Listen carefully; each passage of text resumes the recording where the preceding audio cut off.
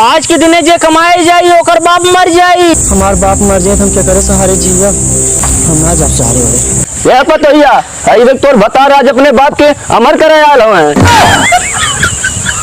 अरे ये हमारे राजा, आहा, अरे ये हमारे करेजा, और तत गोदिया में बैठा के खेलाई ले तो सुग्गा, आहा, अरे ये हमारे भतरू